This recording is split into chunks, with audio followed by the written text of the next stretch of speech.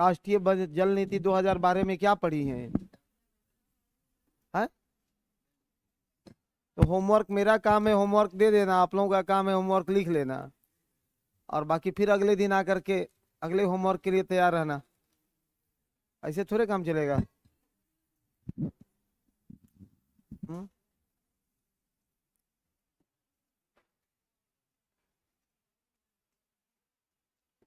ऐसे कैसे काम चलेगा?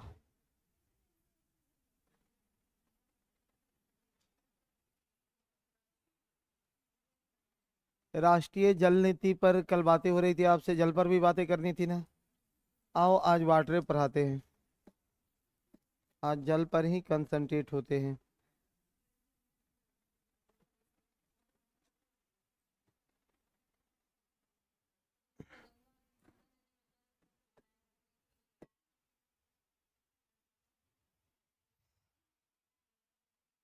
आप काहे माथा लटके लिए हैं जी? सोच रही है हमको सर पूछे नहीं, ऐसे थोड़े होता है। हाँ, आ जाइए आ जाइए। देखो ये सब बड़ा कोर टॉपिक है जो आपको पढ़ा रहे हैं, और बार बार आपको एक चीज का निवेदन करते हैं कि भाई मेरा काम इंटरटेनमेंट कराना नहीं है, पढ़ाने आए हैं तो पढ़ाएंगे आपको। ठीक है, अगर आप इस भावनाओं से पढ़ रहे होंगे कि थोड़ा मनोरंजन भी हो जाए, तो बहुत मुश्किल बात है, दोनों एक साथ नहीं हो पाता है। कल बहुत सारा होमवर्क था,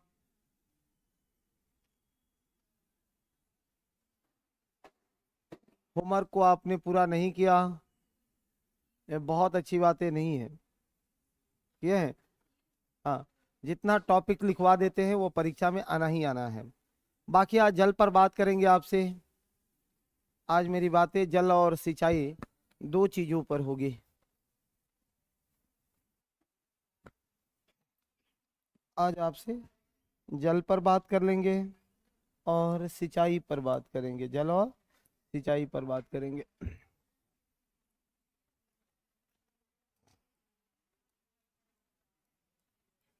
बहुत सामान्य सी बात है मेरे भाई, सुनो। जल क्या है? विज्ञान में जल एक यौगिक है, किसका? हाइड्रोजन और ऑक्सीजन का, हाइड्रोजन और ऑक्सीजन का।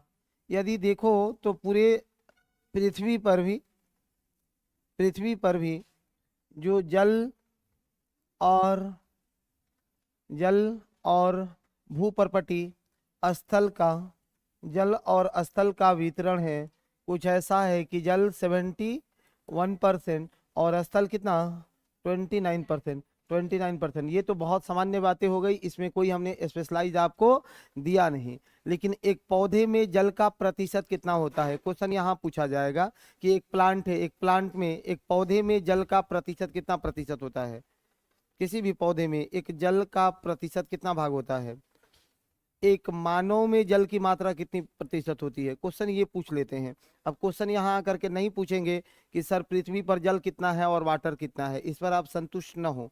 ठीक है, चलिए लिखते चलो फटाफट, थोड़ा तेज चलेंगे। जी हाँ, सबको भाई ऑनलाइन वाले आपको भी गुड मॉर्निंग।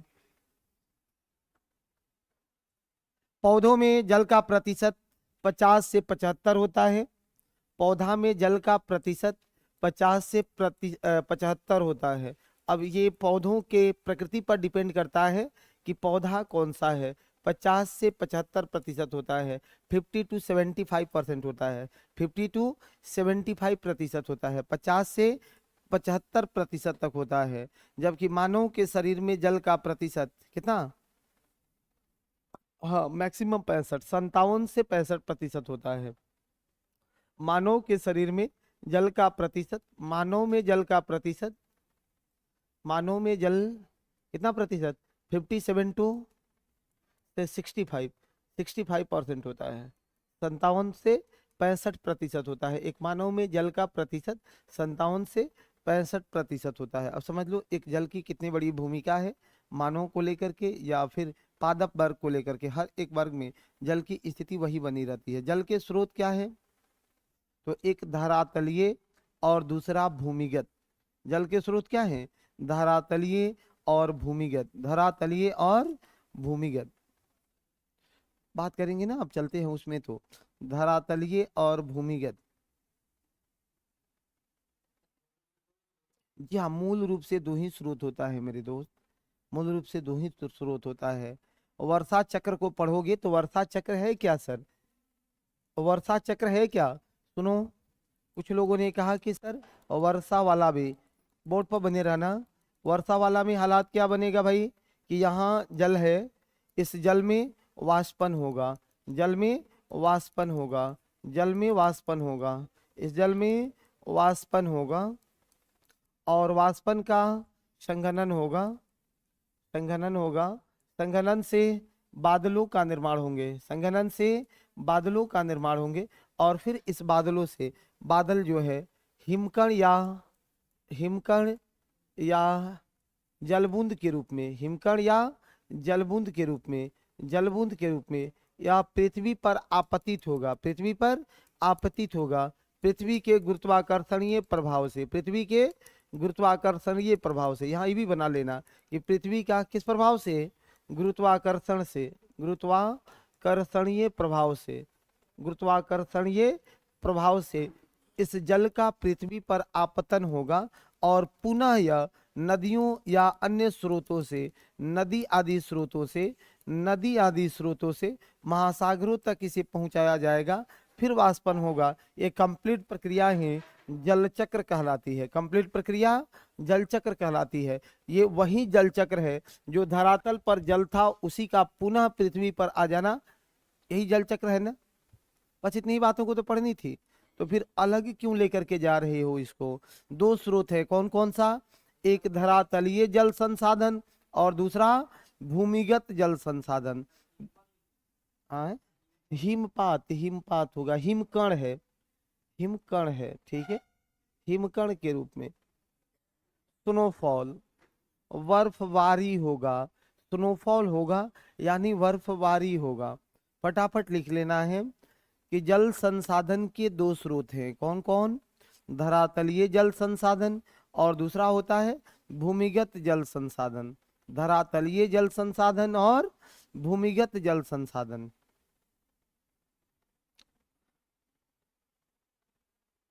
धरातलीय जल संसाधन और भूमिगत जल संसाधन।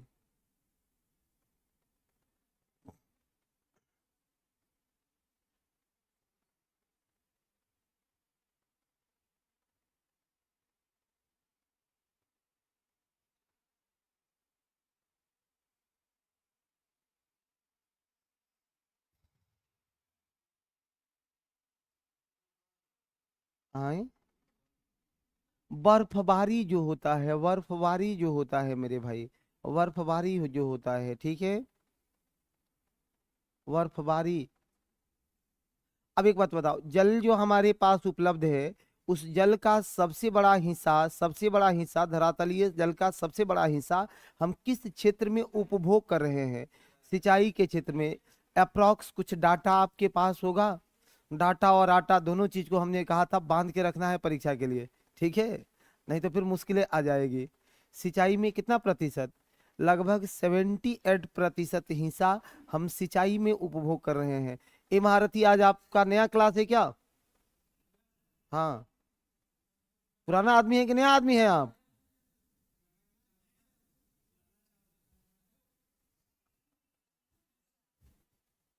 निजी पानी लो, चलो ठीक है।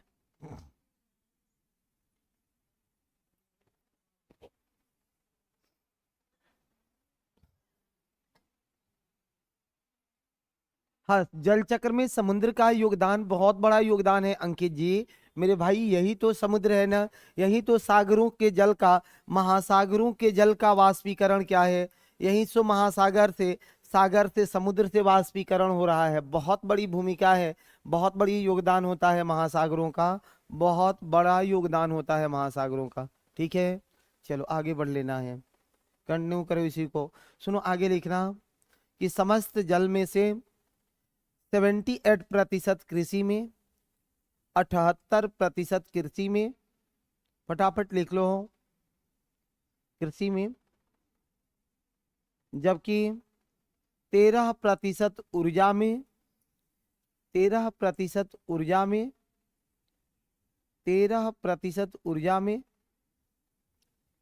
6% घरेलू कार्यों में, 6% घरेलू कार्यों में, और 3% उद्योगों में उपयोग होता है।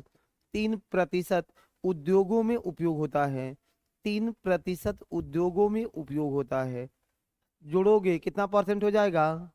100% डाटा मिल जाए होगा आपको। कितना प्रतिशत?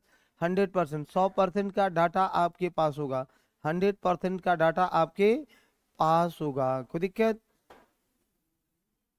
100% डाटा आपके पास होगा।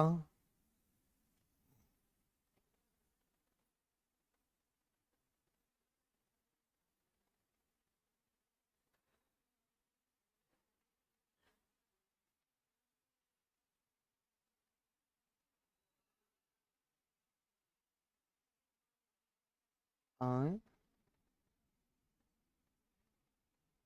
पता है, सुनो। भारत में पूरे वैश्विक जल का कितना प्रतिशत हिस्सा भारत को प्राप्त है? पूरे वैश्विक जल का कितना प्रतिशत हिस्सा भारत को प्राप्त है? 2%। क्यों क्यों तुका क्यों मारना? तुका क्यों मारना मेरे भाई? हम्म। आओ थोड़ा सा देखते हैं। एक डाटा बना लेना, यहाँ पर एक डाटा बना लेना, ठीक है? आज का क्लास है बड़ी खास क्लास, बहुत खास क्लास है। लेकिन इसमें थोड़ा सा एक समस्या आ गया है कि रात में हम चल गए बेतिया, अब इतना थक गए हैं, ये फिर मुश्किल है कि नहीं? हाँ हाँ। 4%, वाह बहुत अच्छी बात है। इसलिए थोड़ा थकान हो गया है। आज का क्लास बहुत महत्वपूर्ण क्लास है आपका। लेकिन आप लोगों को यूट्यूब छोड़ने के बाद उस समय से निकल गए, चल गए बेतिया, अब फिर आके पढ़ा रहे हैं। थोड़ा मुश्किल हो गया है नहीं? अब थकान फील हो रहा है? हाँ।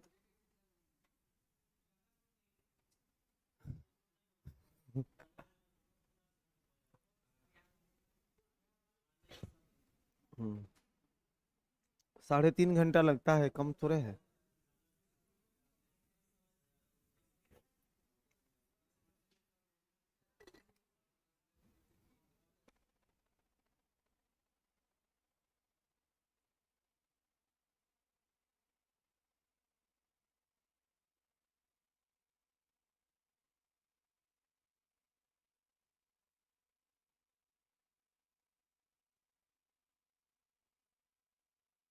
ठीक है, तूने पूरे भारतीय क्षेत्रफल का कितना प्रतिशत, पूरे वैश्विक क्षेत्रफल में, भारत का पूरे वैश्विक क्षेत्रफल में, ऐसे लिख लेना एक बार कि पूरे वैश्विक क्षेत्रफल में हमारी हिस्सा कितनी है सर?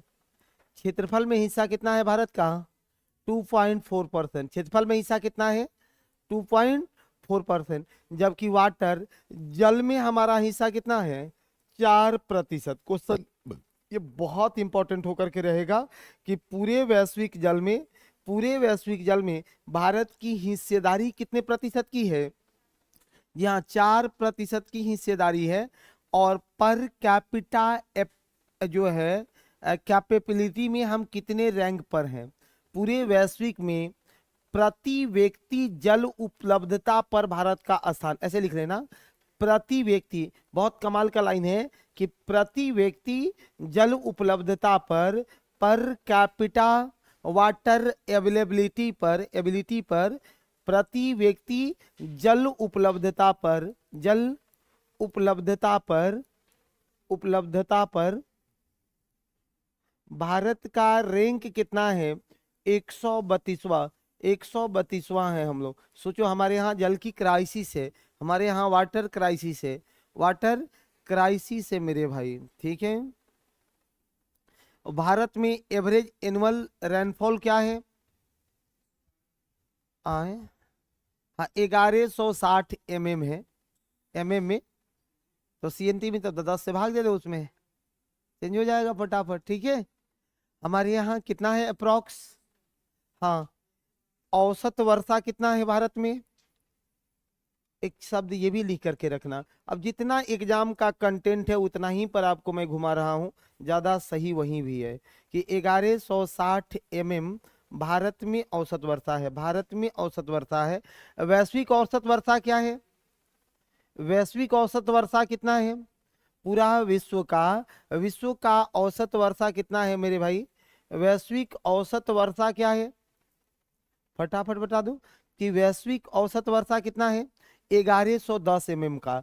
वैश्विक औसत वर्षा 1110 mm का होता है। वैश्विक औसत वर्षा 1110 mm का है। बस इसको छोटा सा डाटा बना लेना है, छोटा जल बना लेना है, छोटा डाटा बना लेना है, फटाफट बना देना है, ठीक है।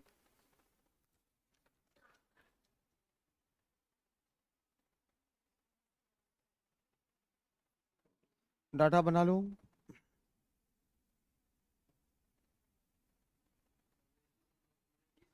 हाँ, वैश्विक मतलब विश्व होता है बाबू, ठीक है। फटाफट लिख लो इसको। क्षेत्रफल भारत का ही तो सबको पता है, 2.4%। जल कितना है? 4%। प्रति व्यक्ति जल उपलब्धता में हम 132वें स्थान पर है। औसत वर्षा हमारी 1160 mm की है, जबकि वैश्विक औसत वर्षा पूरे विश्व में 1110 mm है। 1110 mm की वैश्विक वर्षा है। एक दो पॉइंट आए, एम कर लू ना इसको, मीटर में थोड़े होता है ये, मीटर में नहीं होता है ना, मीटर में नहीं होता है मेरे भाई।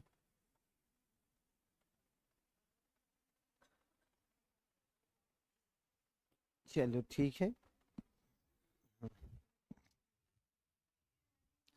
एक काम करिए, कुछ जल को लेकर के, कुछ जो है जल को लेकर के कुछ संस्थान बनाए गए हैं। जैसे केंद्रीय जल आयोग, नाम सुने हो क्या? केंद्रीय जल आयोग।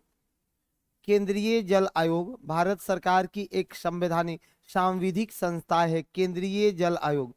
केंद्रीय जल आयोग लिख लेना है जी, केंद्रीय जल आयोग। दो बातें लिखनी है इसमें कि इसका गठन कब हुआ है और इसका मुख्यालय कहाँ है। तीसरी बात नहीं काम करेंगे इस पर। जी हाँ, केंद्रीय जल आयोग, ठीक है। केंद्रीय जल आयोग नहीं, 1945 का है, 1945 का। हाँ जी हाँ, गठन हुआ है इसका 1945 में, गठन हुआ है 1945 में। केंद्रीय जल विकास एजेंसी है ना, वो 1980 में बना और वो 1982 से एक्टिव हुआ है। वो केंद्रीय जल विकास एजेंसी है, और वो केंद्रीय जल विकास एजेंसी भी दिल्ली में है, उसका मुख्यालय भी दिल्ली में है। दोनों में बहुत सिमिलरिटी है, लेकिन दोनों अलग अलग है, दोनों अलग अलग है। हमने आपसे बात किया किस पर अभी? केंद्रीय जल आयोग पर। 1945 1945। मुख्यालय कहाँ है इसका? मुख्यालय दिल्ली है, मुख्यालय दिल्ली है। केंद्रीय भूजल बोर्ड, केंद्रीय भूजल बोर्ड, केंद्रीय भूजल बोर्ड, केंद्रीय भूजल बोर्ड, केंद्रीय भूजल बोर्ड, केंद्रीय भूजल बोर्ड। जहाँ केंद्रीय भूजल बोर्ड, भूजल बोर्ड मैंने पृथ्वी के अंदर में जो जल है उस पर काम करने के लिए भूजल बोर्ड का गठन किया गया। मुख्यालय इसका फरीदाबाद है, मुख्यालय फरीदाबाद। 1970 में, 1970 में गठन हुआ है, 1970 में इसका गठन हुआ है। 1970 में गठन हुआ है, 1970 में गठन हुआ है मेरे भाई। हाँ, फरीदाबाद, जी हाँ, यूपी में, यूपी में फरीदाबाद है ना। हरियाणा कहाँ लेके जा रहे हो आप लोग? हाँ, एक बिहार में है, गंगा बाढ़ नियंत्रण आयोग। गंगा बाढ़ नियंत्रण आयोग, एकदम वीवीआई करके, 1970 का है। गंगा बाढ़ नियंत्रण आयोग, फटाफट लिख लेना कि गंगा बाढ़ नियंत्रण आयोग, गंगा बाढ़ नियंत्रण आयोग, नियंत्रण आयोग। ये गंगा बाढ़ नियंत्रण आयोग कहाँ? ये पटना में है सर। और 1972 में इसका गठन हुआ, 1972 में, 1972 में इसका गठन हुआ है, 1972 में गठन हुआ है। राष्ट्रीय जल विज्ञान संस्थान, राष्ट्रीय जल विज्ञान संस्थान, इतनी संस्थाएं काम कर रही है इस पर, आगे अभी बात और भी करेंगे। राष्ट्रीय जल विज्ञान संस्थान, राष्ट्रीय जल विज्ञान संस्थान मेरे भाई, राष्ट्रीय जल विज्ञान संस्थान, विज्ञान संस्थान ये रुड़की में है। कहाँ है? हाँ, रुड़की, रुड़की उत्तराखंड में। रुड़की उत्तराखंड में, उत्तराखंड के रुड़की में अवस्थित है। 1978 में इसका गठन हुआ, 1978 में इसका गठन हुआ है। राष्ट्रीय जल विज्ञान संस्थान जो जल पर तकनीकी अनुसंधान के लिए अधिकृत संस्थान है, रुड़की में है। रुड़की में 1978 में इसका गठन हुआ। अंतिम लिख लेना कि केंद्रीय जल विकास एजेंसी दिल्ली में, केंद्रीय जल विकास एजेंसी दिल्ली में, केंद्रीय जल विकास एजेंसी दिल्ली में, केंद्रीय जल विकास एजेंसी, केंद्रीय जल विकास एजेंसी ये दिल्ली में है, केंद्रीय जल विकास एजेंसी दिल्ली में है। 1980 में इसका गठन हुआ है, 1980 में इसका गठन हुआ, 1980 में गठन हुआ है। भारत सरकार जो है एक जल विभाग का गठन किया है, जल मंत्री, जल शक्ति मंत्री बनाए गए हैं, पता है कि नहीं आपको? हाँ, गजेंद्र सिंह शेखावत, भारत सरकार में जल शक्ति मंत्रालय किसके अधीन है? गजेंद्र सिंह शेखावत के, गजेंद्र सिंह शेखावत के अंतर्गत है। जल शक्ति मंत्रालय गजेंद्र सिंह शेखावत के अंतर्गत है, गजेंद्र सिंह शेखावत के अंतर्गत है, उन्हीं के अंतर्गत ये काम करता है। ठीक है। Major heading irrigation of India, Bharat में सिंचाई, भारत में सिंचाई, भारत में सिंचाई, irrigation of India, irrigation of India, Bharat में सिंचाई, irrigation of India, irrigation of India, जी हाँ, भारत में सिंचाई, इरिगेशन ऑफ इंडिया, भारत में सिंचाई। सुनो, योजना आयोग ने, किसने इसका डिवाइड किया था सर? योजना आयोग ने। योजना आयोग पता है आपको ने? ये योजना आयोग नाम सुने हो क्या? आए, हाँ, नीति आयोग का पुराना नाम कब गठन हुआ था? 1950 में। योजना आयोग के पहले अध्यक्ष जवाहरलाल नेहरू, जवाहरलाल नेहरू। और नीति आयोग के मोदी जी। हाँ, बहुत अच्छी बात है। सुनो, योजना आयोग ने भारत में सिंचाई को कितने भागों में? 3 भागों में डिवाइड किया। भारत में सिंचाई परियोजना को, सिंचाई योजना को कितने भागों में? 3 भागों में डिवाइड किया है। एक होता है बृहद सिंचाई योजनाएं। बृहद सिंचाई नाम से क्वेश्चन नहीं पूछेगा, बीपीएससी का एक ट्रेंड है, वो लगातार क्वेश्चन पूछ लिया है कि बृहद सिंचाई में कितने एकड़ या हेक्टेयर भूमि को शामिल किया जाता है, कितनी हेक्टेयर भूमि को शामिल किया जाता है, मध्यम में कितने हेक्टेयर को शामिल करते हैं, और सबसे लघु सिंचाई परियोजनाओं में किसको शामिल करते हैं। क्वेश्चन का यही ट्रेंड है और इसी ट्रेंड के अनुकूल आपसे प्रश्न पूछे जाएंगे। ठीक है, इसलिए अगर कुछ पढ़ रहे हो तो क्वेश्चन पास में रख के पढ़ना है सब लोगों से। देखिए, पढ़ लेना और परीक्षा में प्रश्न बनाना दोनों दो बातें हैं। केवल पढ़ लीजिएगा उससे क्वेश्चन नहीं बनेगा, ये मेरा अनुभव जन्य ज्ञान है। और अब मैं इसको गारंटी भी करता हूँ कि कोई लड़का कितना भी खूबसूरत किताब पढ़ ले, परीक्षा का सब क्वेश्चन नहीं बना सकता है जब तक वो क्वेश्चन बेस्ड पढ़ाई ना करे कि क्वेश्चन कैसे फॉर्मेट हो रहे हैं। तो अभी तक बहुत सारे ऐसे लोग को मैं मतलब मिलता हूँ कि वो लोग अभी तक क्वेश्चन ही नहीं खरीदा। वो लोग सोचता है कि पहले पढ़ लेते हैं फिर बाद में देखेंगे। अरे मूर्खो, इससे बुरा क्या हो सकता है? पहले आप क्वेश्चन देखो और क्वेश्चन के बाद इस चीज को कंटिन्यू करो, तब ना चीजें ठीक ठाक होंगी। ठीक है, सिविल भी जिनको देना है आप लोगों में, आपसे रिक्वेस्ट है कि अभी आप क्वेश्चन बैंक लेकर के बैठो, उस पर सबसे ज्यादा सोचना है। सिंचाई अगर पढ़ रहे हो तो सिंचाई पर क्वेश्चन बैंक में देखिए कि सर क्वेश्चन क्या पूछा है, पूछता कैसे है, पूछता कैसे है, फिर वो कहानी यहाँ चलेगी। क्या करें रमेश जी? कौन सी का? कौन टीवी का?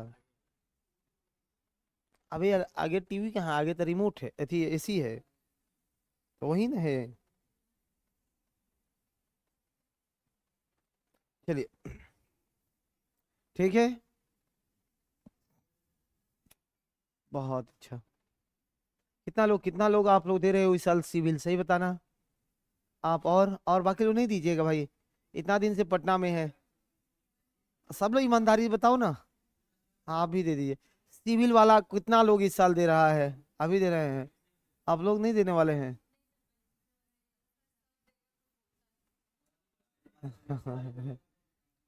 अगर हमसे नहीं बोलिएगा तो फिर कैसे काम चलेगा भाई? सुनो, हमसे बोलोगे तो थोड़ा आपको सुविधा होगा कि आपका मैं राय परामर्श जान के, एक प्लेटफॉर्म तो फ्री है ना यूट्यूब, जहां मैं कोई भी कुछ भी कैसे भी पढ़ा सकता हूं जो हमको आता हो। अगर आपको कहीं कोई कमी होगी हमसे कहिएगा तो हम कल आके यूट्यूब पर पढ़ा देंगे, आपका कमी पूरा हो जाएगा।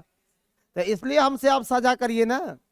मैंने क्लास के लिए हमको दिक्कत है कि क्लास में मैं सब कुछ नहीं पढ़ा सकता, लेकिन मेरे लिए यूट्यूब तो खुला है। तो आपको अगर कहीं कोई दिक्कत होगी और बहुत दिक्कत होगी, उस पर हमसे डिमांड करिएगा तो कल उतर जाएंगे यूट्यूब पर। और तो हम तो पूछते रहते हैं कि बताओ क्या पढ़ा दे। जितना मेरी ज्ञान की सीमा है उसमें कोशिश करते हैं कि अच्छा से पढ़ाए। हम्म। रोज करा रहे हैं, आप देखते नहीं है क्या? इसका मतलब सीधा सीधा आप यूट्यूब नहीं देखते हैं। डेली वर्ल्ड हिस्ट्री करा रहे हैं जी। बस हो गया, पकड़ा गया चोर। चोर के दाढ़ी में तिनका। ऐसे नहीं करना है। सुनिए, सब लोग सिविल दे दीजिए, सब लोग सिविल दे दीजिए। सुनो, आ जाओ। योजना आयोग ने 3 भागों में बांटा, कौन कौन? एक बृहद सिंचाई योजना, पहला कौन सा है? बृहद सिंचाई योजना, बृहद सिंचाई योजना। और जो बृहद सिंचाई योजना है मेरे भाई, बृहद सिंचाई योजना है, इस कहां से कहां तक कितने कितने कितने हेक्टेयर भूमि जो सिंचित क्षेत्र है उसको बृहद सिंचाई क्षेत्रों में शामिल किया गया है। 10,000 से अधिक हेक्टेयर, लिख लेना। 10,000 से अधिक हेक्टेयर, 10,000 से अधिक हेक्टेयर। देखिए, इस योजना में, इस योजना में नहरें एवं, नहरें एवं, जी हाँ जी हाँ, नहरें एवं, नहरें एवं बहुउद्देशीय परियोजनाएं शामिल है। नहरें एवं बहुउद्देशीय परियोजनाएं शामिल है। नेक्स्ट है मध्यम सिंचाई योजना। नेक्स्ट क्या है? मध्यम सिंचाई योजना। मल्टीपर्पस वाले। हम्म। मल्टीपर्पस।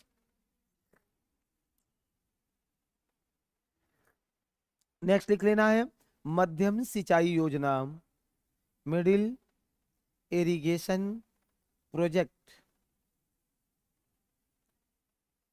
देखिए, इसके अंतर्गत, इसके अंतर्गत कृषि योग्य भूमि क्षेत्र, इसके अंतर्गत कृषि योग्य भूमि क्षेत्र,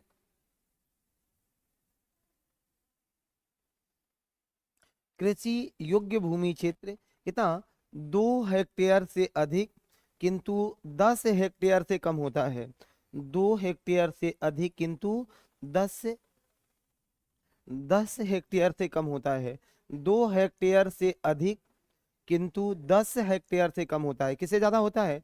2 हेक्टेयर से ज्यादा होता है। कम कितने से होता है? 10 हेक्टेयर से कम होता है। 10 हेक्टेयर से कम होता है, एकदम ठीक है। 10 हेक्टेयर से कम होता है। तीसरा, हाँ 2,000, 2,000 ही बोले हैं। 2,000 हेक्टेयर से अधिक, दो लिख दिए हैं क्या आप लोग? Sorry, sorry. 2,000 हेक्टेयर से अधिक लेकिन 10,000 हेक्टेयर से कम होता है। तीसरा, थर्ड लिखिएगा, थर्ड लिख लेना।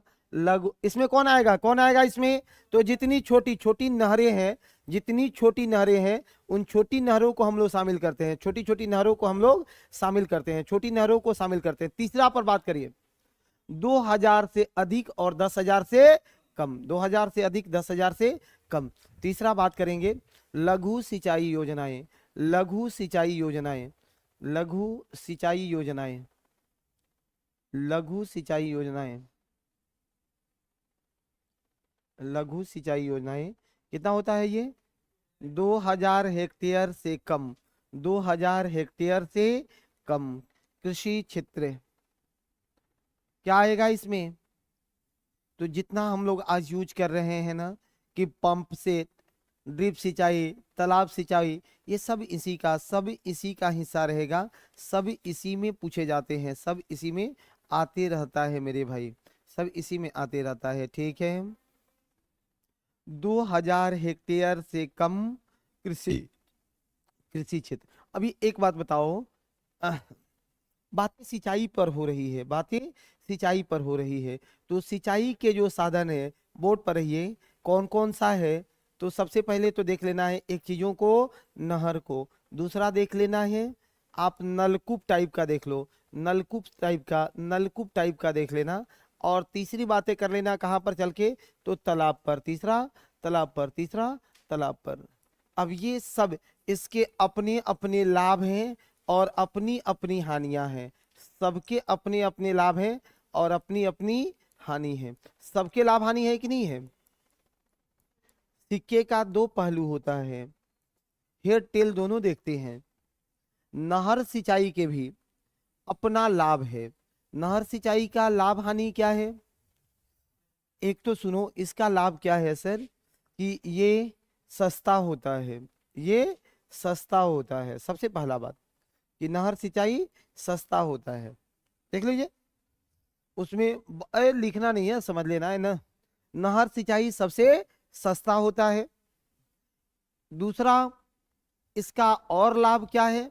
तो ये प्रकृति के अनुकूल होता है, प्रकृति के अनुकूल होता है। तीसरा लाभ क्या है? कि यह ट्रांसपोर्टिंग के काम भी आ जाता है, यातायात के काम भी आ जाता है, यातायात में भी ये संचालित होते रहता है। इसका लाभ बता रहे हैं हम, ठीक है। एक जगह से दूसरे जगह जाने आने के लिए, ठीक है, नहरों का उपयोग कर लिया जाता है, ये है। इसकी हानि अगर देखो कि सर इसकी हानि क्या है, इसके चैलेंजेस क्या है, इसकी समस्या क्या है, तो इसकी हानियों में सबसे बड़ी हानि क्या है कि नहरों के निर्माण से कृषिगत क्षेत्र सीमित होते जा रहे हैं। नहरों के निर्माण से कृषिगत क्षेत्र सीमित होते जा रहे हैं, क्योंकि जितने क्षेत्रों में आप नहर को खोदोगे वहां तो पहले कृषि हो रही होगी, तो वो क्षेत्र का ह्रास होगा। दूसरा क्या है कि ये बड़ा इन्वेस्टमेंट का काम है, छोटा इन्वेस्टमेंट का काम नहीं है। एक बार में ही बड़ा इन्वेस्टमेंट लगता है। अरे नहर बनाने में एक बार में बड़ी पूंजी की खर्च होती है, उसके बाद ना धीमे धीमे धीमे धीमे इसकी पूंजी जो है समाप्त, जो है रिकवर्ड होता है, लेकिन एक बार में तो ज्यादा पूंजी लग गई। तीसरा, इसमें पानी का अपव्यय ज्यादा है, पानी का अपव्यय ज्यादा है। देखता है ना, अपना खेत पटाने गया और दूसरे का भी पता चला कि पटा उठा के घर आ गया, नहर में काट देता है कि नहीं? ये क्षेत्रीय विषमता को जन्म दे रहा है। नहरें बहुत सारे जगहों पर तो हमने यह भी देखा है कि यह सामाजिक सामाजिक विभाजन का आधार बना हुआ है। झगड़ा हो जाता है, लोगों में जो है लाठी डंडे चल जाते हैं नहर को लेकर के कि तुमने क्यों बांधा। एक इस प्रकार के वैमनस्य को ये उत्पन्न कर रहा है, ठीक है, लेकिन है सस्ता। नलकूप को देखो कि नलकूप की क्या समस्या है सर, तो नलकूप का लाभ क्या है? तो इसमें जितनी जरूरत हो उतना उपयोग आप कर सकते हो, पहला लाभ तो ये है। दूसरा क्या है कि मानो अपने समय के अनुकूल इसका उपयोग कर सकता है, उसके अनुकूल अपने को नहीं ढालना पड़ेगा, और नहर के अनुकूल आपको अपने को ढालना पड़ेगा। नलकूप क्या है कि आप दिन भर नौकरी किए, शाम में आपको अपने खेत में पानी डालना है, शाम में घर गए, जो है पंप वेल को शुरू किया, खेत उसका भर गया, सिंचाई हो गई। ये नलकूपे में लाभ है ना, फिर घर आ गया, फिर घर आ गया। दूसरा कि इसमें एक बड़ा नॉर्मल पूंजी का काम है, जो सामान्य व्यक्ति भी सरवाइव कर जाता है, सामान्य व्यक्ति भी इसमें सर्वाइवल है, कोई समस्या उसके लिए नहीं है, ये भी ठीक है। इसकी हानि क्या है? तो एक तो ये पर्यावरण अनुकूल नहीं होता है, भौम जल को ये सबसे ज्यादा नुकसान पहुंचा रहा है। भौम जल स्तर नीचे होता जा रहा है, देख लीजिए, भौम जल स्तर नीचे होता जा रहा है, एक तो वहां समस्या कर रहा है। अब इसी से आकलन लगाना कि आप लोग बचपन में देखना कि अगर आप गांव से बिलोंग्स करते हो तो बचपन में पहले हम लोगों के खेतों में सिंचाइयाँ जब होती थी तो वो जो जल निकलता था और आज का जो जल निकलता है दोनों में बहुत अंतर है। पर अब तो मशीन भी नहीं रहा, नहीं तो पहले कंप्रेसर मारता था कि सामने खड़ा होते थे तो गिरा देता था, ऐसा वाला प्रेशर देखे थे आप? हम लोग स्नान उस्नान करने जाते थे तो हाँ कितना कंप्रेसर होता था कि नहीं? हाँ अभी बहुत बहुत समाप्त हो चुका है। अब देखना वही वही बोरिंग है, और आज पाइप भी नहीं भर पा रहा है, धीमे धीमे जा रहा है, धीमे धीमे जा रहा है। इसका सीधा प्रभाव क्या है कि हमारा जलस्तर गिरता जा रहा है, जलस्तर गिरता जा रहा है। तो इसकी सबसे बड़ी समस्या उस क्षेत्र में है। तीसरा क्या है कि ये खर्चीला होता है, ये खर्चीला होता है। क्यों खर्चीला होता है भाई? कि इसको चलाने के लिए आपको ईंधन की जरूरत पड़ेगी, इसको चलाने के लिए ईंधन की जरूरत पड़ेगी, बिना ईंधन का नहीं चलेगा, बिना ईंधन का चलना संभव नहीं है। तालाब में जाकर के देखोगे तो ये सार्वभौमिक नहीं है, तालाब सार्वभौमिक नहीं है, तालाब हर जगह उपलब्ध नहीं है। तालाब हर जगह उपलब्ध है नहीं, सार्वभौमिक ये नहीं है। कुछ क्षेत्रों में जैसे तमिलनाडु क्षेत्रों में देखो तो वहां मिट्टी कठोर है, वहां तालाब से सिंचाई संभव हो पाता है। हमारे यहाँ तालाब सूख जाता है, सूख जाता है नहीं सूख जाता है? पता चला कि हम उसको रखे हुए हैं सिंचाई के लिए, बाद में तालाबे सूख गया, तो तालाब हमारे यहाँ पॉसिबल नहीं है। थोड़ा सा इसी के बैकग्राउंड में मान करके आपको आगे ले चलेंगे। अभी एक जो गणना हम लोग पढ़ेंगे पुरानी गणना है, 9वीं कृषि संगणना तक हुआ है। जैसे जनगणना होता है ना, वैसे ही कृषि गणना भी होता है, पशु गणना भी होता है।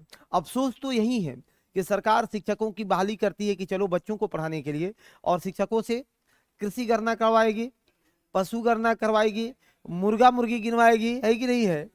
अब भाई ये क्या चल रहा है? कुछ दिन पहले तो और खतरा था, हाँ बताओ, फोटो खिंचवा रही है। अब कुछ दिन पहले एक और फरमान जारी हुआ था, अब वो नॉर्मल हो गया है कि शराब पीने वाले को पकड़वाओ।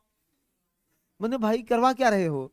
टीचर इतना रिस्पॉन्सिबल पद है, अच्छा दिमाग से कोई गया है पढ़ाने के लिए, उसको सीधे देखिए। दिल्ली सरकार इस सब मैटर पर बहुत स्ट्रिक्ट है।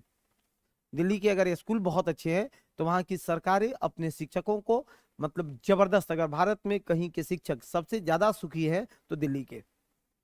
एक तो उनका वेतन बहुत अच्छा है, हैंडसम वेतन है उनको, 60-70 हजार रुपये का नॉर्मल वेतन है प्राइमरी स्कूल में दिल्ली में, किसी से पता करिएगा, 60 हजार रुपया स्टार्टिंग वेतन है उसका, ठीक है। और वहां के टीचर को लगता है कि हम नौकरी कर रहे हैं, और अपने यहाँ का आधा टीचर तो भय में जी रहा है। माना कि 10-20% गलती इसमें फर्जी तर्जी घुस गया है, तो खैर उसको तो डर है कि गड़बड़ ना हो, तो माहौल बनैले है। हाँ वो तो सबको करना है, वो तो सबको करना है, वो तो वहाँ के लोगों को भी करना होता है। इलेक्शन ड्यूटी तो करना ही है, वो तो कंपलसरी ड्यूटी है, ठीक है। हाँ इलेक्शन ड्यूटी सबको करना है। देख रहा है अभी, छोड़ो इलेक्शन पर बात नहीं करेंगे ना, एकदम बात है एक्स्ट्रा बात नहीं। हम लोग पढ़ेंगे क्या, बहुत बहुत बहुत दिक्कत है भाई, इलेक्शन पर बात नहीं। अब कल ही कुछ बोल दिए थे तो कह रहा था कि क्या क्या बोलने लगता है, उठपटांग बोलता है सब। देखो मैं अपनी वक्तव्य रखता हूँ, और आपका हो सकता है विचार मेरे से अलग हो, लेकिन फाइनली मेरी विचार को गलत काटने वाले आप कौन हो? मेरा अपना विचार हो सकता है ना, मैं किसी व्यक्ति पर अपना राय देता हूँ, मैं अपना किसी व्यक्ति पर राय देता हूं तो वो मेरा पर्सनल ओपिनियन हुआ। आपका ओपिनियन हो सकता है कि आपसे अलग हो, हमसे अलग होगा, तो आप अपने विचार के साथ जीवन जियो, हमको गाली क्यों देते हो भाई? सीधी सीधी बात है कि नहीं है? हाँ नहीं है। ये जरूरी थोड़े है कि सबके हित की बात हम कर दे, ये जरूरी नहीं है, छोड़ा हटाओ। इसलिए इलेक्शन पर बोलना बंद, चुनावी मामला कोई भी नहीं, चुनाव बाद सब मामला को उठाएंगे।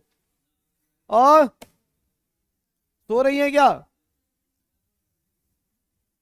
हाँ उतना रात में नहीं पढ़ना है, ठीक है, रात में खूब सोइए, नींद बहुत जरूरी है। 6 घंटा लाइट वाइट बंद करके, मोबाइल दूर हटा के, इलेक्ट्रॉनिक साधनों से दूर हो जाइए, और खूब पढ़िए, खूब सोइए। जब तक आपके पास मोबाइल रहेगा आपको सोने नहीं देगा। मोबाइल कम से कम 5 मीटर की दूरी पर रखो, ठीक है, और साइलेंट कर दो ना तो बंद कर दो। चलिए आगे, हेडिंग लगा देना, 9वीं कृषि संगणना 2010-11। 9वीं कृषि संगणना कब का है? 10-11 का है। आईवे नहीं किया है तो पर लिखवाएंगे कैसे? आईवे नहीं किया मेरे भाई, अभी तो जनगणना पढ़ रहे हैं 11 का। तो कृषि वाला को कौन पूछ रहा है अभी बताओ? सुनो, जैसे जनगणना रिपोर्ट आ जाएगा उसके बाद कृषि रिपोर्ट भी आ जाएगा। संगणना, ठीक है, 9वीं कृषि संगणना जनगणना। अब ये आदमी नहीं गिन रहे हैं इसीलिए इसको जनगणना नहीं लिख करके क्या लिखे, संगणना लिखा गया है। 10-11 का है। सबसे सिंचित क्षेत्रफल वाले राज्य कौन है?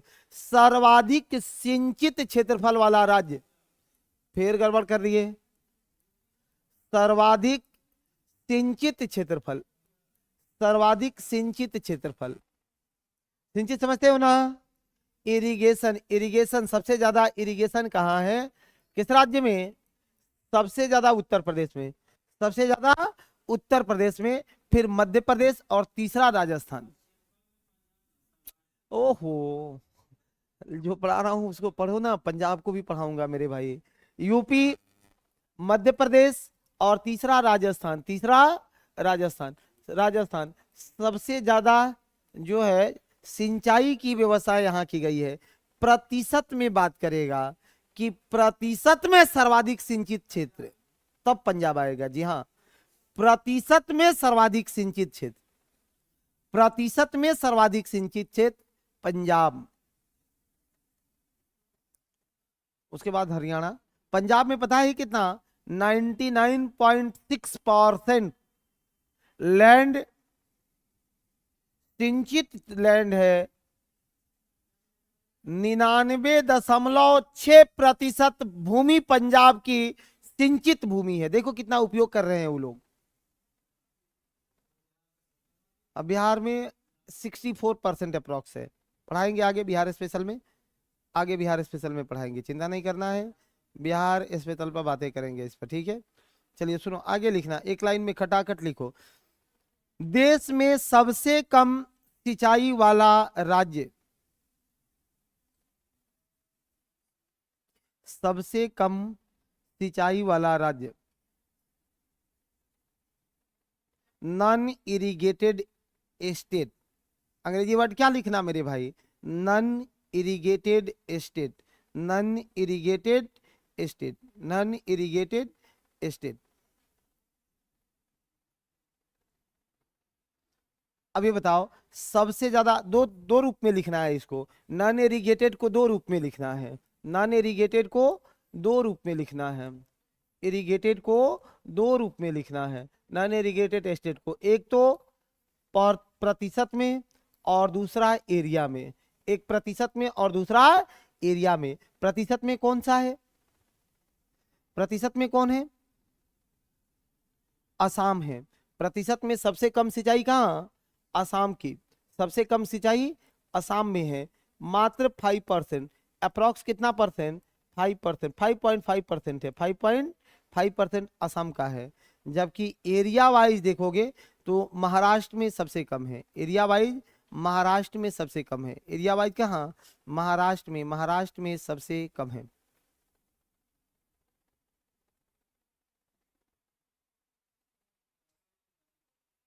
आए? नदी से सिंचाई नहीं, सिंचाई की सुविधा कितना कर दिया गया। अभी अभी क्वेश्चन नहीं समझे आप, सुनो। हमारे पास मान लो कि सारे संसाधन भरे हैं, घर में 2-3 बखारी चावल दाल बना हुआ है, चावल दाल है हमारे पास, और हम उसको खाने में उपयोग ही नहीं कर पा रहे हैं, तो उसका कोई मतलब है? नहीं है। तो ठीक है, उनके पास ब्रह्मपुत्र जैसी विशाल नदी तो है, लेकिन उन्होंने उसका उपयोग ही नहीं किया, उन्होंने उसका उपयोग ही नहीं किया। क्यों उपयोग नहीं किया? एक उसका भौगोलिक कारण भी है कि क्यों उपयोग नहीं कर पाए। भौगोलिक कारण भी है कि जो असम का ज्योग्राफिकल लोकेशन देखो तो कैसा है सर? पहाड़ी राज्य है, ढलानों वाली राज्य है, और नदियों से पहाड़ों पर सिंचाई करना आसान रहेगा क्या? नहीं है। यहाँ तो थोड़ा सा 5 फीट ऊपर होता है तो डिलीवरी पाइप फट जाता है, फट जाता है कि नहीं? वो आसान नहीं है कि वहां ऊपर ले जाकर के सिंचाई की व्यवस्था करें। हाँ बताइए, क्या दिक्कत आ गई? बोलो धुरंधर, क्या दिक्कत है? हाँ ठीक है, मस्त रहिए। आए? महाराष्ट्र में एरिया वाइज है, प्रतिशत में मत पढ़िए उसको, एरिया में है, ठीक है। महाराष्ट्र में एरिया में पढ़ लेना है, वाटर एरिया में पढ़ लेना है। एक काम कर लेना है, इसी पर थोड़ा सा लिखो।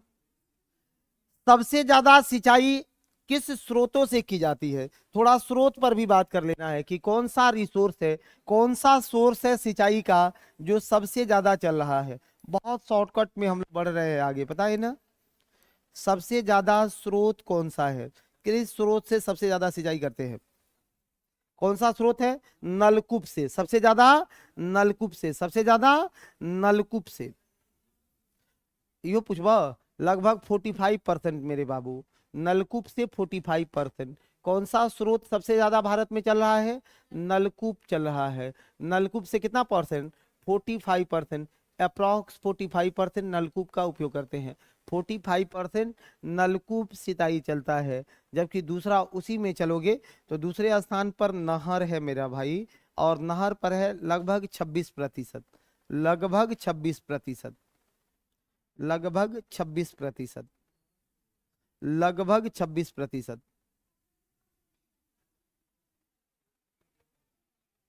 इसके बाद कुआं आ जाता है, कुआं से। तालाब प्रायद्वीपीय भारत में है, 3%, 3.5% है। उससे ज्यादा कुआं है। जी हाँ, कुआं से आता है 18% के अप्रोक्स में, कुआं से आता है। नहर लिख लो, हाँ जी हाँ, नहर से हम लोग अप्रोक्स 26%। कुआं से कितना रे भाई? दशमलव नहीं लिख रहे हैं, इसीलिए 1% फॉल्ट मारेगा। दशमलव नहीं लिख रहे हैं, बाद में मत लगिएगा एकदम 100 मिलाने। ये 45.7% वगैरह है, तो हमने 7 को छोड़ दिया। तो आगे चल करके एक जो वेरिएट करेगा ना, तो मोटा मोटा याद रखो, उतना मत घुसो अंदर में। कुआं का अप्रोक्स 18%। और तालाब का देखोगे, तालाब सबसे ज्यादा किधर? प्रायद्वीपीय भारत में। तालाब सबसे ज्यादा प्रायद्वीपीय भारत में 3%। इसको जोड़िएगा तो 8 3 11 11 6 17 17 5 22 का 2 हासिल 1 2 2 4 6 6 2 8 1 9, अप्रोक्स 92%। और बाकी कुछ अन्य स्रोतों से भी है, बाकी कुछ, हाँ अन्य स्रोतों से भी है, अन्य में लगा लेना, बाकी अन्य है। ये मोटा मोटा एक फॉर्मेट हमने आपको दे दिया, मोटा मोटा। अन्य साधनों से है, अन्य साधनों से है, जितने बच जाए उसको अन्य साधन में लगा देना है, ठीक है। 8% अप्रोक्स, 8 से कम है, 7% अप्रोक्स होता है मेरे भाई, 7% होता है। 1% इसमें बढ़ जाता है, अभी ना समझाए आपको कि उतना आपको नहीं लेकर के गए, मत खाल खींचो, ठीक है जी हाँ। अन% लगभग में 7% होता है, लगभग में 7% होता है। अब एक काम यहीं पर लगा लेते तो बड़ा मजा रहता कि नलकूप में शीर्ष राज्य कौन है, इसी डाटा को अपडेट कर लो। नलकूप में शीर्ष राज्य कौन है? हाँ उत्तर प्रदेश। नलकूप में शीर्ष राज्य कौन है? उत्तर प्रदेश। इसी डाटा में अलग से मेहनत नहीं करना है। नलकूप में सबसे ऊपर कौन सा है? हाँ उत्तर प्रदेश है, नलकूप में उत्तर प्रदेश है। जबकि नलकूप से आगे बढ़ोगे तो नहरों में, नहर में सबसे ऊपर कौन है? नहर में सबसे ऊपर कौन सा है? पंजाब। नहरों में सबसे ऊपर कौन है?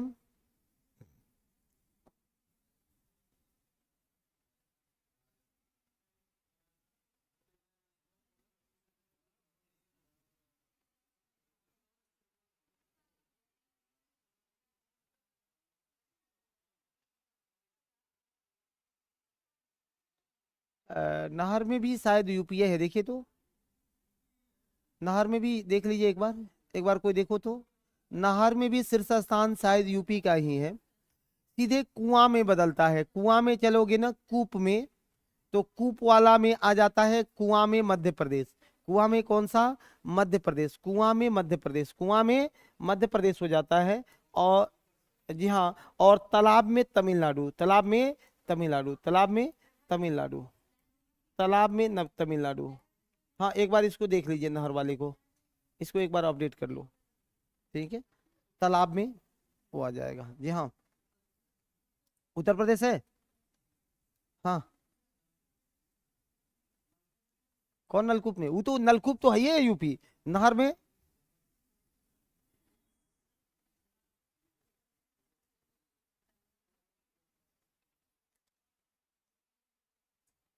तालाब में तमिलनाडु, तालाब में कौन है?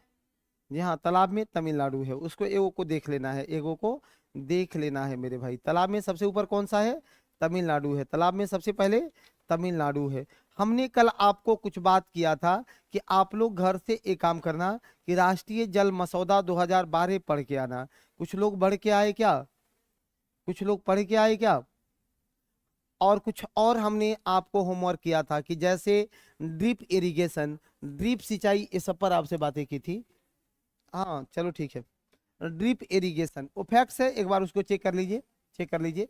Drip irrigation, drip irrigation, drip irrigation, drip सिंचाई किसको कहते हैं? वही तो बोले हैं कि एक बार चेक कर दीजिए उसको। ये कौन है? वो फैक्ट्स को चेक करो। ड्रिप सिंचाई, बहुत अच्छी बात है, यूपी ही होगा, ठीक है। ड्रिप सिंचाई, ड्रिप सिंचाई। ए, भारत में आज के समय में सिंचाई को लेकर के सबसे बड़ी समस्या किसमें है मेरे भाई? तो सिंचाई के विधियों पर सबसे बड़ी समस्या है। पिछले साल एक र्यूमर फैल रहा था सोशल मीडिया पर, पूरे बिहार स्तर पर फैला, कि कोई भी किसान अभी अपना पंपी सेट चला करके अपने नलकूप से खेत की रोपनी नहीं कराएगा, ये आदेश है, ऐसा फैल रहा था। ये गलत था, ये फर्जी था। कहने का मीनिंग क्या है सर? सुनिए, नहीं गलत था ये। कहने का मतलब क्या है कि आज जो हमारी सिंचाई की तकनीक है सबसे दोषपूर्ण तकनीक है। बिहार में और भारत के अधिकतम राज्यों में सिंचाई की कौन सा तकनीक हम अपना रहे हैं? मतलब पुराना तकनीक को क्या कहते हो? हाँ, हाँ एकदम सही बोल रहे हैं, हंस दिए। दांत टूट जाएगा, हंसना नहीं है। वो फ्लड सिस्टम बहुत बढ़िया बोले हैं सर। बाढ़ लगाना, हमारे यहाँ की सिंचाई क्या है? बाढ़ लगाना है। देखते हो कि नहीं, खेत में गेहूं नहीं पटाए हैं तो क्या कैसे पटाते हैं भाई? बाढ़ लगाते हैं, ले आकर के डिलीवरी पाइप खेत में डाल दिए, आज जब एकदम लबालब भर गया तो उसको क्या बोलते हैं? बाढ़ लगाना बोलते हैं। जी हाँ, बाढ़ लगाना, बाढ़ लगा देना खेतों में। लोग होता है ना यार, गजब पटाए थे, बाढ़ लगा दिए हैं एकदम। गार्जियन बच्चा सबको पीठ थपथपाता है, वाह बेटा वाह, ऐसे ही आगे बढ़ते रहो, है कि नहीं है? उसको पता नहीं है सर कि ये बाढ़ लगाने से कितनी बड़ी समस्या हो रही है। कितनी बड़ी समस्या है आप देखो तो। बाढ़ लगाने से सबसे बड़ी समस्या क्या है? एक तो पानी का हम अपव्यय कर रहे हैं, पानी का अपव्यय कर रहे हैं। दूसरा सबसे बड़ी समस्या क्या है कि हम अपने खेतों की उर्वरा शक्ति भी कम करते जा रहे हैं, क्योंकि वो सिंचित होकर के रिस रिस करके जब जमीन के अंदर में जाएगा ना तो वह उर्वरता को भी सोख करके अंदर पहुंचा देता है और मिट्टी की अम्लीयता बढ़ जाती है। जो पंजाब में आज लोग रो रहे हैं, हर जगह पर रोना पड़ेगा। इसलिए ज्यादा बाढ़ नहीं लगाना है, पानी उतना ही देना है जितना पौधे की जरूरत हो। वो रिसेगा नहीं, आपके खेत की उर्वरता शक्ति उसमें बना रहेगा, मेंटेन रहेगा। तो बहुत ज्यादा पानी पटा के आने वाले को आप पुरस्कृत मत करोगे, कह देना कि बाबू थोड़ा कम कम फुहारा से मार के काम चला लो, है कि नहीं है? हाँ है, हाँ ये कह रहे खाद छिटाएगा जर जाएगा। तो खदवे, तो खदवे कम छीटना है। अब खाद, अब सुनो, अब किसानी पढ़ाएं क्या एक दिन? हम भी किसानी किए हैं, हम भी किसानी किए हैं, उसको अच्छा से नॉलेज है। किसानी करना मतलब कि छुट्टी के दिनों में जाकर के अभिभावक के कामों में हाथ बटाना, ये मैंने बहुत अच्छे से किया है। और ट्रैक्टर भी खूब बढ़िया चला लेते हैं, खेत जोताई भी करते हैं, हड़म्बा भी चला लेते हैं, ये सब काम के एक्सपर्ट आदमी है, ठीक है, मजा भी आता है। सुनो रुको, आप हमारे यहाँ कोई भी व्यक्ति है, सुनो ध्यान से, हमारे यहाँ कोई भी व्यक्ति आज तक बताओ कि वैज्ञानिक तरीका से खेत में न सिंचाई करता है न रासायनिक खाद का उपयोग करता है। हम अपने खेतों में खाद कैसे डालते हैं? पड़ोसी से कंपटीशन करके, सीधा सीधा। आ? क्या कर रहा है बालक?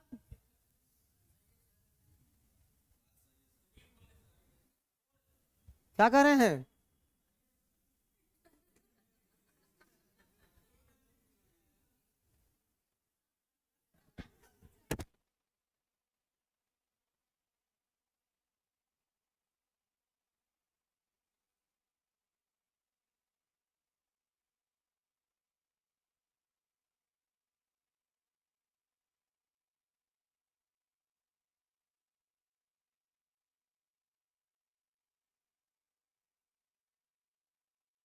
टू द पॉइंट रहता हूँ, ये चीजें मेरी ही है, समझ रहे हो ना?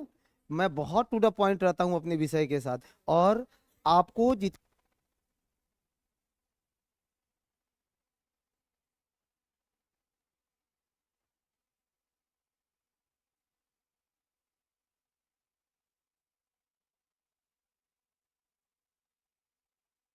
कल नौकरी मिल जाएगी ना, तो फिर सब में प्रेम स्नेह का सागर दौड़ने लगेगा। तो उस दुनिया को देखिए ना, देखना है कि नहीं देखना है? तो आप बताओ, ये सुनो, इतनी चीजों को आपको हमने कलेक्ट करा दिया, आप इसको बहुत सामान्य मत लेना। ये एक एक वर्ड आपके परीक्षा के लिए है, इसमें कहीं भी परीक्षा से अलग की बातें नहीं है। अगर किसी को नहीं दिख रही होगी तो उसकी कमजोरी है भाई। हम तो डायरेक्ट परीक्षा पर ही बांध के क्लास पढ़ा रहे हैं, समझ रहे हैं कि नहीं? अब कब नहीं पूछा है सिंचाई इरिगेशन? लगातार बैक टू बैक क्वेश्चन आया है, बैक टू बैक क्वेश्चन आया है, समझ रहे मेरी बात? हर बार बैक टू बैक आया है। अब इसमें से जो बातें आएगी वो क्लास है, तो लेफ्ट राइट तो होते रहेंगे हम लोग।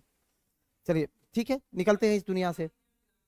आए आए आए, हाँ छोड़िए, आगे बढ़िए आगे बढ़िए, इन बातों से हटो। सुनो, ऑनलाइन वाले का को भी कुछ क्वेश्चन है इन लोगों का, मेरे भाई इन लोगों से भी बात कर लेने दो।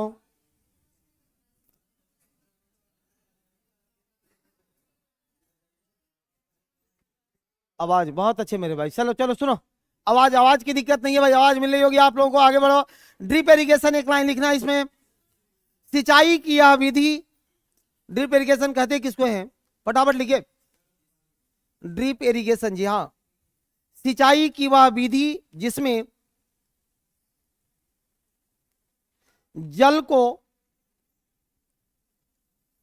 जल को पौधों के जड़ क्षेत्र यानी रूट जोन तक, पौधों के जड़ क्षेत्र, जड़ क्षेत्र किसको बोलते हैं, रूट जोन तक, जड़ क्षेत्र, रूट जोन, जड़ क्षेत्र, हिंदी ना बुझाए तो अंग्रेजी लिख लो, रूट जोन तक, हाँ तक बूंद बूंद, ऐसे करिए, तक बूंद बूंद करके पहुंचाया जाता है, बूंद बूंद करके पहुंचाया जाता है, बूंद बूंद करके पहुंचाया जाता है। इसे इसे इसे क्या कहते हैं हम लोग, हाँ इसे ड्रिप सिंचाई या बूंद सिंचाई कहा जाता है, दोनों नाम है इसका।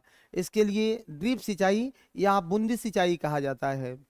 अब बताओ, इस सिंचाई का विकास किसने किया था, इस सिंचाई का ओरिजिन कौन सा देश है मेरे भाई? अब कभी भी आपसे डिफिनेशन से क्वेश्चन नहीं पूछने वाला है, ये भी मेरा गारंटी है। अंदर घुसना पड़ेगा आपको। तो देखो, ड्रिप इरिगेशन कहां विकसित होगा, तो जहां पानी की सबसे ज्यादा किल्लतें होंगी। तो एक देश बताओ, तुम लोग सोचो पहले, थोड़ा सा इस पर मंथन करो, क्योंकि हमको पता है आप जानते नहीं हो।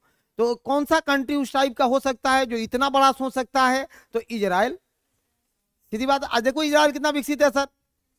अब हाँ जी हाँ, निश्चित रूप से एग्जाम्पल नहीं, इसमें लिखना है कि इस सिंचाई का विकास इजराइल ने किया है, लिखना है, उदाहरण क्या कहलाता है।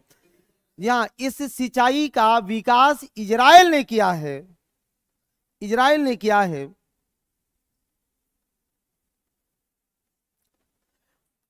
अब एक बात बताओ, यह किस मिट्टी में ज्यादा कारगर होगा भाई ड्रिप इरिगेशन? इसके लिए सॉइल कौन सा सबसे बेहतर सॉइल क्या है?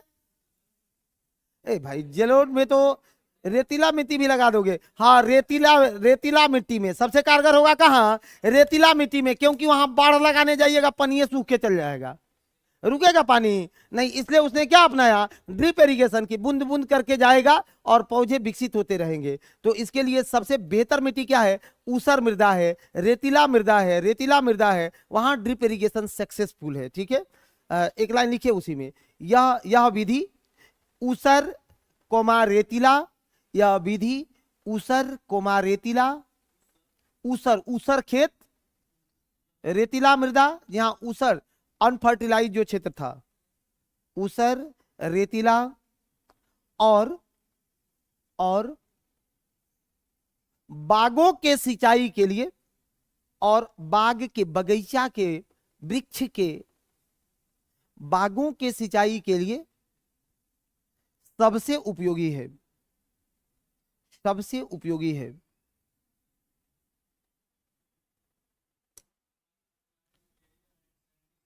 सॉइल एंड बगीचा को गार्डन, गार्डन गार्डन, जी हाँ, गार्डन इरिगेशन।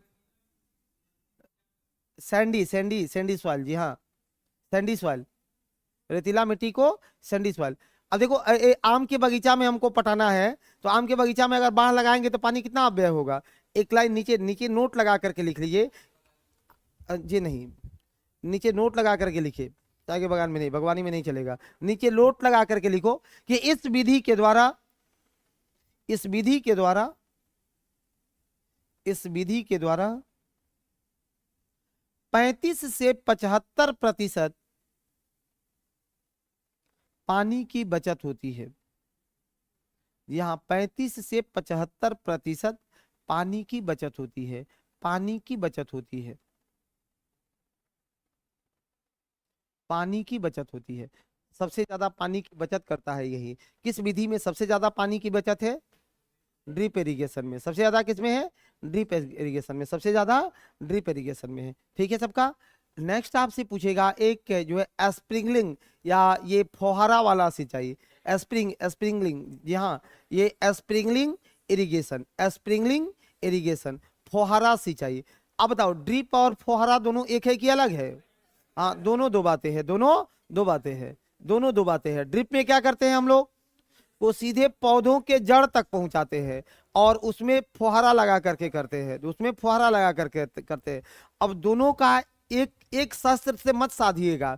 इसका उपयोग किसी अन्य क्षेत्र में है, उसका उपयोग कहीं अन्य क्षेत्रों में है। दोनों की भूमिकाएं अलग अलग है, दोनों का असर अलग अलग होगा, दोनों एक नहीं हो सकता है, दोनों एक नहीं हो सकता है। ठीक है, तो एक लाइन उस पर भी लिख लीजिए कि इसको बोलते हैं छिड़काव सिंचाई या स्प्रिंगलिंग इरिगेशन।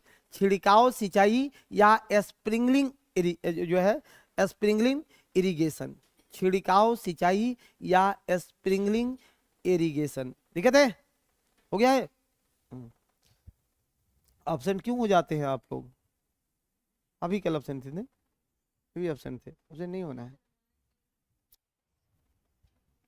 अब ऑफलाइन में कहा एडमिशन ले ली, कुछ नहीं, आगे बढ़िए। सुनो, इस विधि द्वारा, इस विधि द्वारा करते क्या है मेरे भाई, स्प्रिंगलिंग इरिगेशन में, जहां इस विधि द्वारा किस रूप में, फुहारे के रूप में पानी का छिड़काव किया जाता है। इस विधि द्वारा फुहारा के रूप में, फुहारे के रूप में पानी का छिड़काव किया जाता है।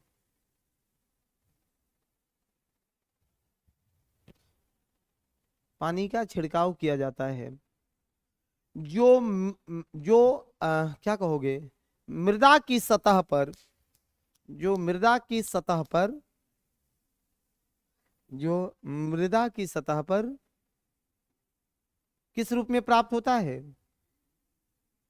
कृत्रिम वर्षा के रूप में प्राप्त होता है। जो मृदा की सतह पर कृत्रिम वर्षा, कृत्रिम वर्षा के रूप में प्राप्त होता है, जो मृदा की सतह पर कृत्रिम वर्षा के रूप में प्राप्त होता है, यह मृदा की सतह पर कृत्रिम वर्षा के रूप में प्राप्त होता है। सबका ठीक है? मृदा की सतह पर कृत्रिम वर्षा के रूप में प्राप्त होता है। एक तरफ हम लोग क्या कर रहे थे कि पौधों के जड़ों तक पहुंचा रहे थे, दूसरा इसे हम प्राप्त कर रहे हैं कृत्रिम वर्षा के रूप में प्राप्त कर रहे हैं। इसका उपयोग कहाँ किया जाएगा, किन क्षेत्रों में इसका उपयोग करोगे? सुनो, इस विधि द्वारा फसल कौन सा होगा रे भाई? एक कपास में, मूंगफली में, तंबाकू में, पुष्प की खेती में, हाँ निश्चित रूप से यहां इसका उपयोग सबसे ज्यादा है। दिक्कत है? हाँ लिखिए, इस विधि का उपयोग कॉटन, एग्रीकल्चर इरिगेशन, कपास कृषि सिंचाई, कौमा, मूंगफली, तंबाकू और पुष्प में किया जाता है।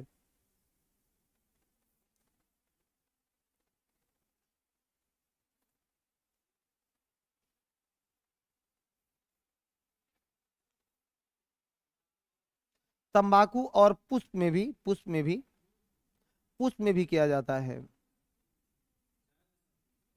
आए?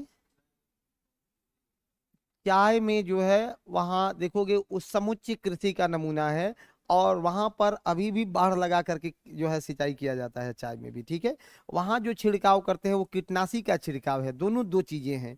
एक कीटनाशी का छिड़काव करते हो जो हम लोग अपने घरों में भी करते हैं, धान गेहूं के पौधे पर भी करते हैं कि नहीं करते हैं, तो उसको भी तो फुहारा से करते हैं, लेकिन वो हमारा इरिगेशन नहीं है, हम उससे कीटनाशक मारने का काम कर रहे हैं, नहीं करते हो?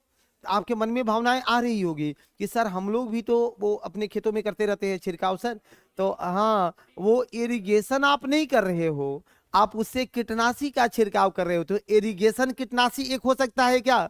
जी नहीं हो सकता है, इसलिए डिफरेंस है। हाँ, कुछ नमूना आपको मिल जाएंगे, यहाँ भी मिलेंगे उसका देखने के लिए कि आप जाना कभी किसी जो है कलेक्ट्रेट वगैरह में, आप देखना कि उन क्षेत्रों में क्या स्थिति बन के रहता है भाई,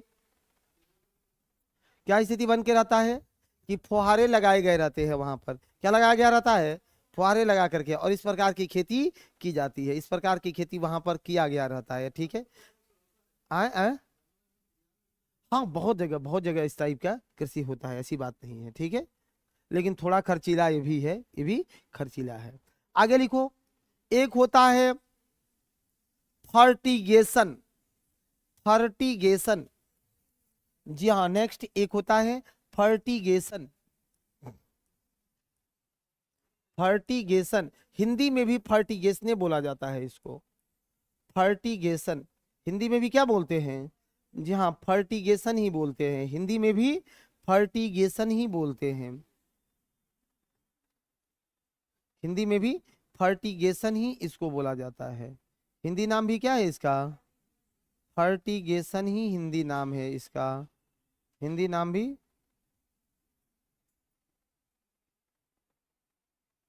हिंदी नाम भी इसका फर्टिगेशन ही होता है। दिक्कत है किसी को? हिंदी नाम भी क्या है? जी हाँ, फर्टिगेशन ही हिंदी नाम होता है। अब फर्टिगेशन का अर्थ क्या है? आए हाँ, जल के द्वारा उर्वरक प्रदान करना। फर्टिगेशन किसको कहते हैं?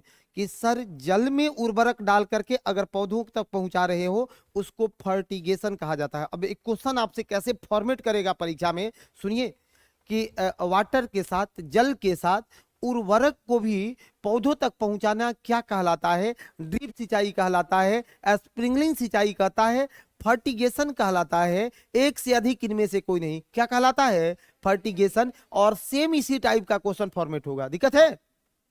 मतलब क्वेश्चन हमने इसलिए बता दिया कि क्या पूछा जा सकता है, इससे संभावना क्या होगी, एस्पेक्ट क्या हो सकता है, उस अनुकूल क्वेश्चन आपको बना दिया गया। ठीक है, चलिए एक लाइन में लिखो, एक लाइन में लिखे, इसको फटाफट लिख लेना है। ये क्या लिखे हो? फर्टिगेशन लिखिए। इसका अर्थ है, इसका अर्थ है सिंचाई जल के द्वारा, सिंचाई जल के द्वारा, सिंचाई जल के द्वारा उर्वरक प्रदान करना, उर्वरक प्रदान करना।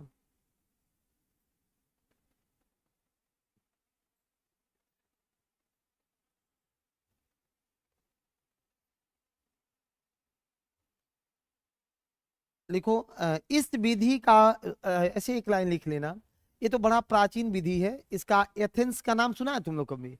इसी वगैरह में एथेंस में इसका उपयोग होता था, लेकिन बाद में इजराइल ने इसको आधुनिक रूप में फिर से एक बार मॉड्यूल किया है, और इसकी जो खेती होती है वो, इसकी खेती भी बहुत सफल होते जा रहा है। कहाँ इसका हम लोग प्रयोग करते हैं? तो बाग बगीचा में इसका प्रयोग करते हैं। लिख लो एक लाइन, इसका उपयोग बाग बगीचे, सब्जियां, पुष्प, इन सब में किया जा रहा है। जी हाँ, जी हाँ।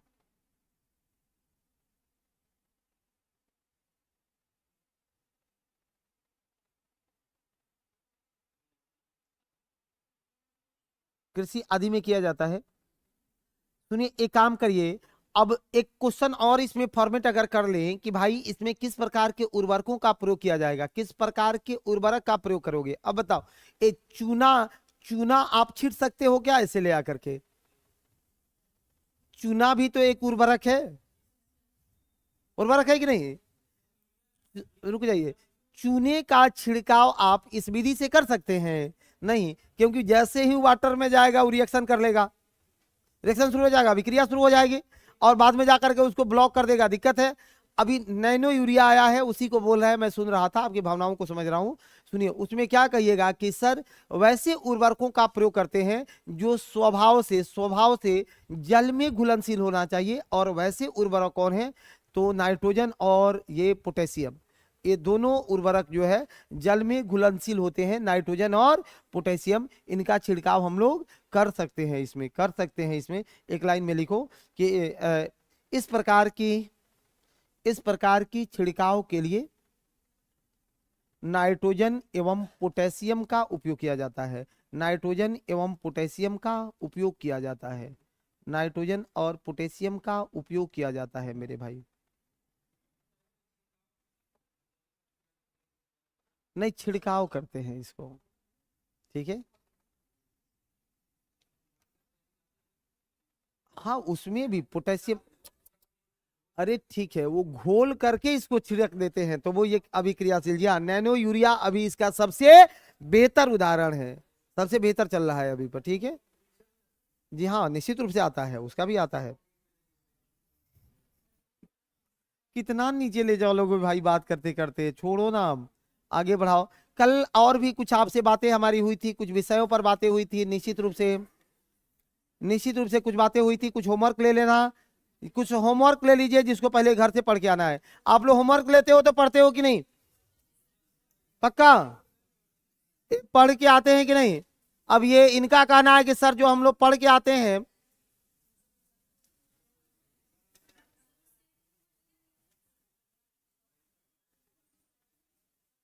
बहुत अच्छे, जी हाँ ठीक है। ऑनलाइन वाले चलो होमवर्क कुछ ले लेना है, एक काम करते हैं, प्राकृतिक आपदाओं पर एक क्लास ले लिया जाए क्या, ठीक है। तो एक क्लास हम लोगों का प्राकृतिक आपदा पर होगा, नेचुरल हैजार्ड एंड क्लाइमेटिज के जितने भी प्राकृतिक आपदाएं हैं, एक क्लास आपके हम प्राकृतिक आपदा पर समाहित कर लेते हैं। अब आप अपने कॉपी में नोट डाउन करना शुरू करिए, जिसको घर से पढ़ के आइएगा कि कल आपके क्लासेस बेहतर आपको समझ में आए। मैं निश्चित रूप से इस क्लास में अभी कल पढ़ाने वाला नहीं हूं कि भूकंप आता कैसे है, भूकंप है क्या, लेकिन ये तो आपको पढ़ना पड़ेगा कि भूकंप से किस प्रकार की आपदाएं कहां, कितने और किस स्तर पर आ रही है। कल का क्लास इस पर नहीं होगा कि भूकंप किसको कहते हैं, ये एक बार हमने शायद फिजिकल ज्योग्राफी में आपको पढ़ाया है, नहीं पढ़ाए होंगे तो आगे जिनको नहीं पढ़ाए होंगे उनको पढ़ाएंगे, लेकिन कल ये नहीं पढ़ाएंगे ना कि ये हिलना डुलना भूकंप है, इससे बाहर निकलिए। कल इस पर बात करेंगे सर, जी हाँ, कि भूकंप जैसे भारत में भूकंप जोन कौन है, किन क्षेत्रों में है, क्यों आता है, कैसे आता है, और भ्रंश और भूकंप का अंतर क्या है, भ्रंश से प्राकृतिक आपदाएं कहाँ होती है, सुनामी पढ़ लेना है, सुनामी पर भी बात कर लेंगे, बाढ़ पर आपसे बातें करेंगे, चक्रवात पर बातें करेंगे, बाढ़ चक्रवात सूखा, बाढ़ चक्रवात लिख लीजिए, कॉपी में लिख लो, बाढ़ चक्रवात सूखा, बाढ़ चक्रवात सूखा, भूस्खलन, जी हाँ, लैंडस्लाइड्स, भूस्खलन, लैंडस्लाइड्स, अंग्रेजी वाला को बोल दिया अंग्रेजी में कि लिख लो, ना तो कल मत कहना कि नहीं बुझाया था सर, बहुत जुलुम करेंगे। आपदा प्रबंधन अधिनियम 2005 कॉपी में लिख के लाइएगा, आपदा प्रबंधन अधिनियम 2005, मैनेजमेंट, हाँ दो चीजें, एक दो चीजें और सुनो। अभी भारत सरकार आपदा को रोकने के लिए कौन कौन से काम कर रही है, इस पर आपको थोड़ा सा बात कर लेना है। पृथ्वी आयोग पर बात करिएगा, पृथ्वी आयोग जरूर पढ़ के आइएगा, पृथ्वी आयोग जरूर पढ़ के आना है, पृथ्वी आयोग पर जरूर बातें करके आपसे मिलना है कि पृथ्वी आयोग पर क्या बातें हो रही हैं। हाँ एजेंडा पर भी बात कर लेंगे। नहीं हाँ सुनो, भारत में कौन सा स्टेट है जो सबसे ज्यादा आपदाग्रस्त स्टेट है, उड़ीसा। सबसे ज्यादा आपदाग्रस्त कौन है, उड़ीसा है। उड़ीसा सभी प्रकार के प्राकृतिक आपदाओं से ग्रसित है, जैसे बाढ़ से ग्रसित है, सुखाड़ से भी ग्रसित है और चक्रवात से भी ग्रसित है। सबसे ज्यादा शोषित है उड़ीसा। बिहार में किस प्रकार की प्राकृतिक आपदाएं सबसे ज्यादा है, बाढ़ और बाढ़ और सूखा दोनों, बाढ़ और, हाँ, नॉर्थ बिहार बाढ़ से, साउथ बिहार, नॉर्थ बिहार बाढ़ से, साउथ बिहार सूखा से। अब इसी के अंदर में घुसना है कि सर सरकार इस पर कौन सा प्रयास कर रही है, सरकार का इस पर क्या एफर्ट है, सरकार कहां जोर कर रही है, और हमको बाढ़ और आपदा पर किस प्रकार के क्वेश्चन हमसे पूछे जा सकते हैं, क्वेश्चन हमसे पूछे जा सकते हैं। अब बताइए, देखो इसमें से कुछ क्वेश्चन आया भी है, कुछ क्वेश्चन आया भी है, अभी हाल ही में कुछ क्वेश्चन पूछा गया है, कुछ क्वेश्चन पूछा गया है मेरे भाई, तुम लोगों से पूछ लेते हैं कि भारत में सुनामी वार्निंग सेंटर कहां अवस्थित है। अभी कुछ दिन पहले एक एग्जाम में पूछा है, भारत में सुनामी सेंटर कहां अवस्थित है, सुनामी वार्निंग सेंटर कहां अवस्थित है। एकदम नहीं, चेन्नई, विशाखापट्टनम, हैदराबाद और पोर्ट ब्लेयर। बहुत अच्छे, जिसने बताया हैदराबाद बिल्कुल सही है उनका, आप लोग कॉन्फिडेंस में लूज हो जाते हो। सुनो और कुछ क्वेश्चन बता दो, और इस टाइप के क्वेश्चन मैं एरिया बता देता हूं कि क्वेश्चन पूछा कहां से है सर। भारत में कितने भूकंपीय, भारत को कितने भूकंपीय जोखिम अंचलों में विभाजित किया गया है, भारत को कितने भूकंपीय जोखिम अंचलों में विभाजित किया गया है। कल बताए थे कि नहीं,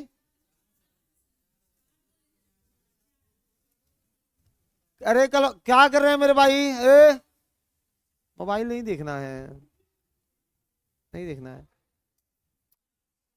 ऐसे जब कोई हम बोल रहे होते हैं, जब नीचे देखता है, उसका मैं मायने यही मिलाता हूं कि वह व्यक्ति हो सकता है मोबाइल देख रहा हो, क्योंकि जब मैं बोल रहा हूं तो हमसे कनेक्ट हो जाइए ना, हो सकता है कि किसी पर ये गलत हो जाए। अब मैं ये नहीं कह रहा हूं कि सच्चाई यही है, लेकिन मैं मायने इसका मिलाता हूं, क्योंकि सबको जाकर के थोड़े देख रहे होते हैं। सुनिए, भारत में 4 भूकंपीय जोन, कितने भूकंपीय जोन, 4 भूकंपीय जोन में बांटा गया है। आपको इन 4 भूकंपीय जोनों का एरिया लिख करके लाना है कि कौन से भूकंपीय जोन में कौन कौन से स्टेट आते हैं। बिहार कौन सा भूकंपीय जोन है, 4 भूकंपीय जोन। कल एक बात समझाए थे कि 1 को छोड़ करके 2 से 5 तक कवर कर लेना, 4 खत्म हो जाएगा। 1 को छोड़ दीजिए, 2 3 4 5, कै गो हुआ, 4 गो, कहानी दुरुस्त हो गई। 5 कहां से आ गया रे भाई,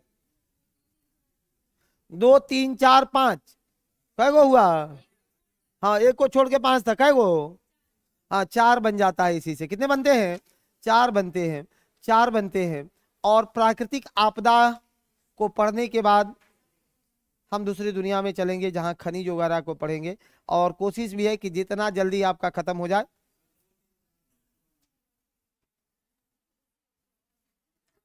एक बार घर से भूकंप क्षेत्र पढ़ लेना, नहीं समझ में आएगा तो हम आपको बता देंगे, वहां से आपको कवर करा देंगे, समस्याएं जहां आएगी वहां से इसको दुरुस्त करा देंगे मेरे भाई, ठीक है।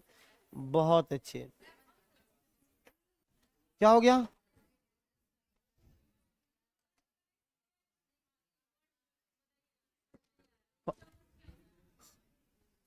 ऊंचा नीचा समझ में आता है, वो ऊंचावच है। जी हाँ, अभी भर के लिए इतना समझ जाइए, वही ऊंचावच है। आपसे उम्मीद मैं रखूं कि कल पढ़ के आइए सब लोग, पक्का। प्राकृतिक आपदा में एनडीआरएफ वगैरह को पढ़ लेना, एसडीआरएफ को पढ़ लेना, 2 चीजों को जरूर पढ़ लेना, एनडीआरएफ और एसडीआरएफ। कम से कम इसका क्षेत्र पढ़ लेना है, गठन पूछ लेना है, कैसे एसडीआरएफ काम करता है उसको पढ़ लेना है, ठीक है। और भागना नहीं है पढ़ाई से, पढ़ना तो पड़ेगा ही।